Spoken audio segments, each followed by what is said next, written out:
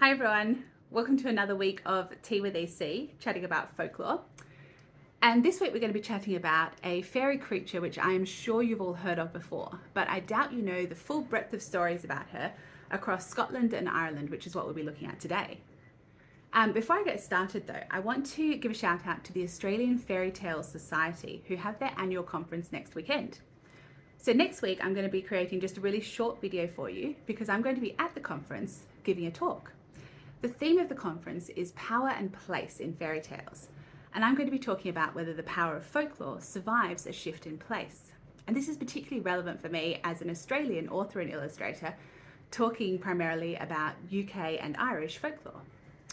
If you're in Sydney or you can get to Sydney next weekend, I would love to see you there. Tickets are still available if you search up the Australian Fairy Tale Society. Now, back to this week's folklore creature and how to survive encounters with it in the wilderness.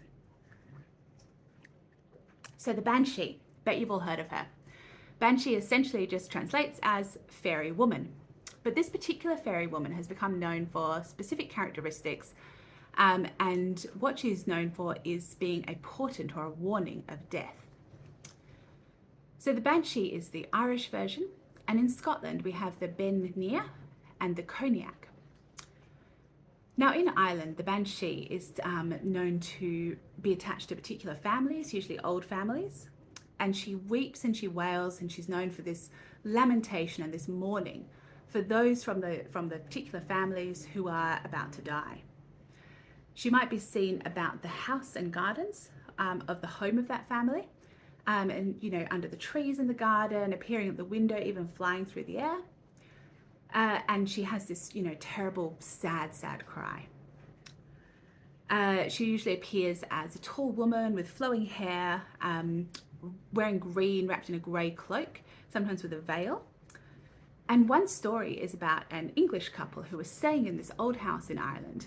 And at 1 o'clock in the morning, the woman was woken up by a tapping on the window.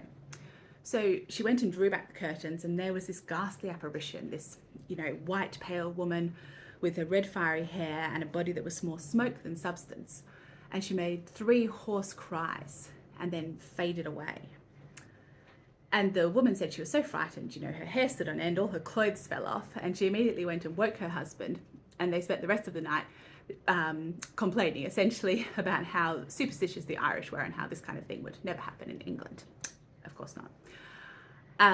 The next morning, the Irish woman who owned the house said to them, "Oh, I'm so sorry, I hope you weren't disturbed last night. A member of the household died at 2 o'clock in the morning, and I know that the Banshee tends to haunt the room that we put you in when a member of the household dies." Now, Scotland, the Nighe, she's a bit different.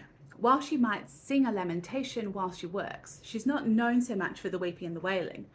What she's known for is washing the blood-stained clothes or the blood-stained shroud of those who are about to die. And the Nighe is also sometimes called the little washer by the ford, because she's not found specifically by a particular house or place.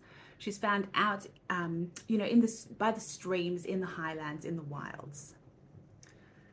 And she's usually described as, well, actually the description really varies depending on where you are. So the typical description is of her as a small woman wearing green, occasionally tall, but usually a small woman wearing green, sometimes with red webbed feet. But if you go to Mull and Tirry in the Inner Hebrides, she's described as this kind of hideous hag with like one nostril, one big protruding tooth, and long pendulous breasts that she throws over her shoulders while she's washing.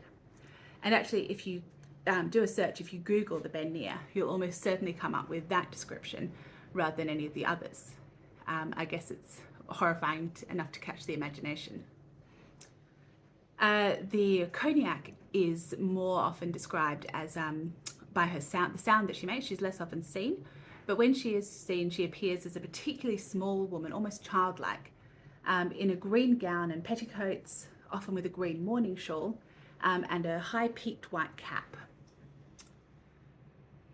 Now, the danger that's posed by these creatures is, well, it's interesting. So essentially they're portents of death, like the black dogs that we talked about in other weeks. And it's not so much that you can do anything to avoid this death, it's just that you have the warning of it.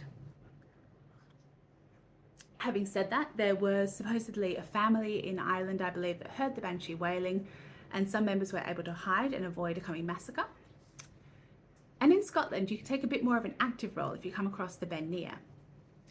So on Mullintyre, you might be able to creep up behind her and suckle at her breasts, which remember are over her shoulders, at which point you can claim to be her foster child and get a wish.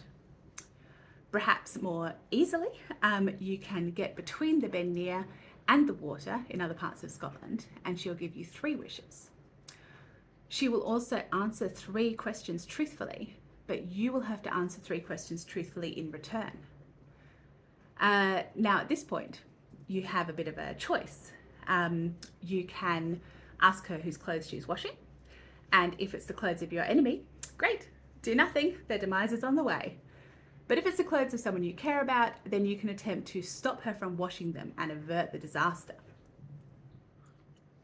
Now you just need to be a bit careful with this, because if you come across the Queen Tuch, I'm so sorry, I'm not pronouncing that right, in some specific parts of Scotland, she really does not take kindly to being disturbed at her washing, and she'll hit you with the wet linen, and you will lose the use of whichever limbs she hits. So beware. Now, that's it for this week. As I mentioned, a short story and video next week.